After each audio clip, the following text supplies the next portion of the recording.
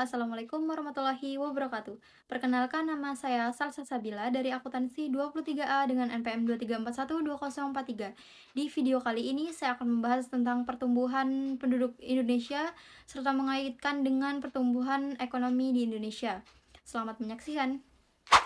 Perkembangan prediksi dan pertumbuhan penduduk Indonesia memiliki implikasi besar terhadap pertumbuhan ekonomi negara.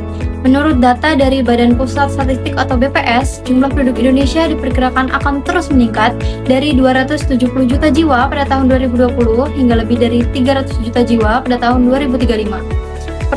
Pertumbuhan penduduk ini, jika dikelola dengan baik, dapat memberikan manfaat ekonomi yang signifikan melalui peningkatan tenaga kerja dan pasar konsumen yang lebih besar lagi. Populasi yang besar menciptakan permintaan yang kuat untuk barang dan jasa yang pada gilirannya dapat mendorong produksi dan investasi. Pertumbuhan penduduk yang pesat juga dapat menjadi katalisator bagi pembangunan ekonomi melalui yang disebut sebagai bonus demografi. Saat ini Indonesia menikmati periode di mana jumlah penduduk usia produktif 15-64 tahun lebih besar daripada penduduk usia tidak produktif di bawah 15 tahun dan di atas 65 tahun.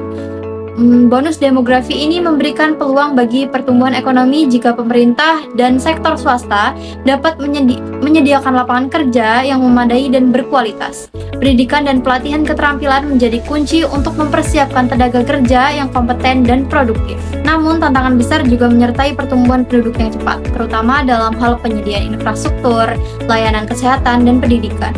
Urbanisasi yang pesat menimbulkan tekanan pada kota-kota besar di Indonesia, mengakibatkan kemacetan lalu lintas, kekurangan perumahan, dan peningkatan populasi. Investasi yang signifikan dalam pembangunan infrastruktur seperti transportasi, perumahan, dan layanan kesehatan diperlukan untuk mengatasi masalah ini dan mendukung pertumbuhan ekonomi yang berkelanjutan. Pemerintah juga perlu memastikan akses yang lebih baik terhadap pendidikan dan layanan kesehatan untuk meningkatkan kualitas dan sumber daya manusia. Pertumbuhan ekonomi Indonesia telah menunjukkan peran positif dalam beberapa dekade terakhir dengan rata-rata pertumbuhan produk domestik bruto atau PDB sekitar 5% per tahun. Sebelum pandemi COVID-19, pertumbuhan ekonomi yang kuat ini sebagian didorong oleh konsumsi domestik yang tinggi, investasi dan ekspor. Namun untuk mempertahankan dan terus meningkatkan laju pertumbuhan ini, Indonesia perlu terus mendorong diversifikasi ekonomi dan meningkatkan produktivitas. Sektor-sektor seperti manufaktur, teknologi informasi, dan pariwisata menawarkan potensi besar untuk pertumbuhan masa depan. Dalam rangka pengelolaan hubungan antara pertumbuhan penduduk dan ekonomi, kebijakan pemerintah harus fokus pada pembangunan manusia dan peningkatan kualitas hidup. Ini mencakup peningkatan akses dan kualitas pendidikan, kesehatan, serta investasi dan infrastruktur yang mendukung.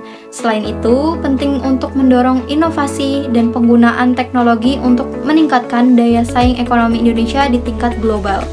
Dengan strategi yang tepat, Indonesia dapat memanfaatkan pertumbuhan penduduknya untuk mencapai kesejahteraan ekonomi yang lebih tinggi dan berkelanjutan. Perkembangan prediksi dan pertumbuhan penduduk Indonesia menunjukkan tren peningkatan yang signifikan, yang secara langsung berhubungan dengan pertumbuhan ekonomi negara.